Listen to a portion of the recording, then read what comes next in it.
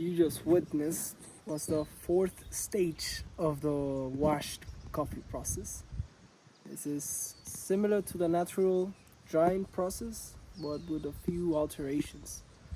Now the coffee is in what its stage would call parchment coffee. This is due to this. As you can see, the after the pulp is removed, the what we call the parchment is left on, and this is covering the green bean. This is the final state before exporting any kind of coffee, because when it's exported or sold, then it's roasted by the roaster or the provider.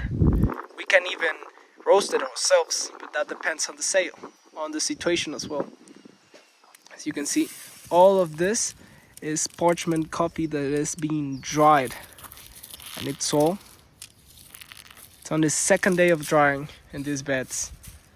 That's why we take advantage of the summer. Today it's cloudy, but by midday it's sunny again.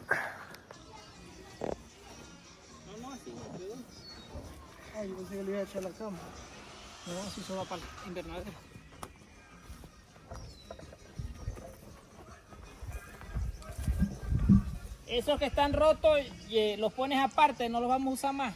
Hay unos que están rasgados. Eso lo arreglamos después con calma.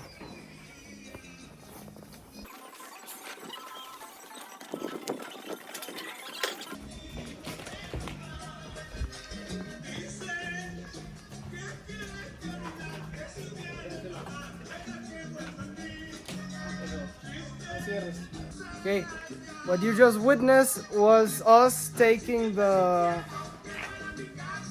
washed and fermented and barely dried caturra, which is now in its parchment state, which means that it has a parchment. They call it this because it has a yellow cover, which is what's beneath. This is what's beneath the pulp.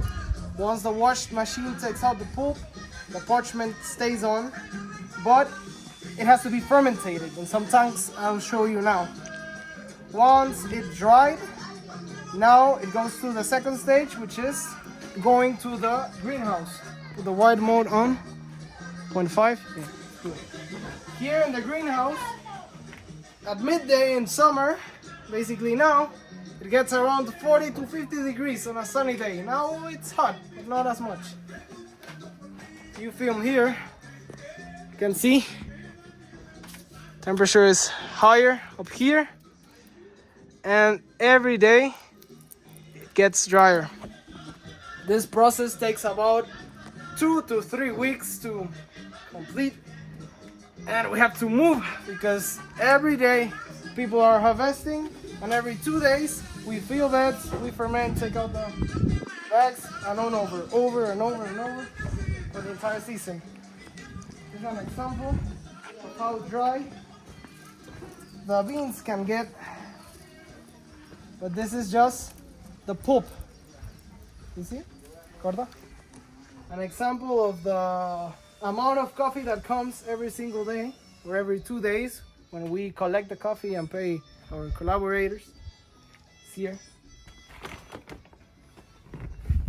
All of this are sacks of freshly, you can see, it's recently harvested.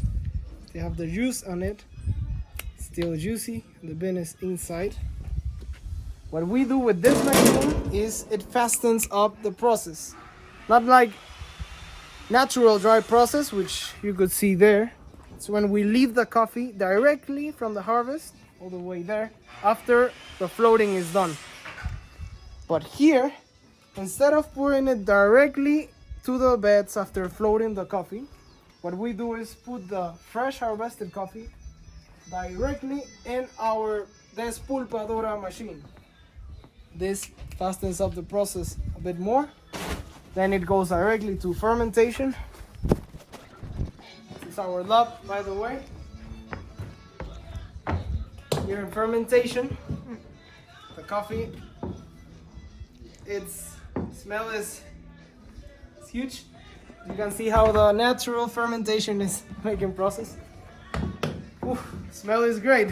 It's like a good wine. It's like a rum, you know? Once that's done, it goes again to the beds.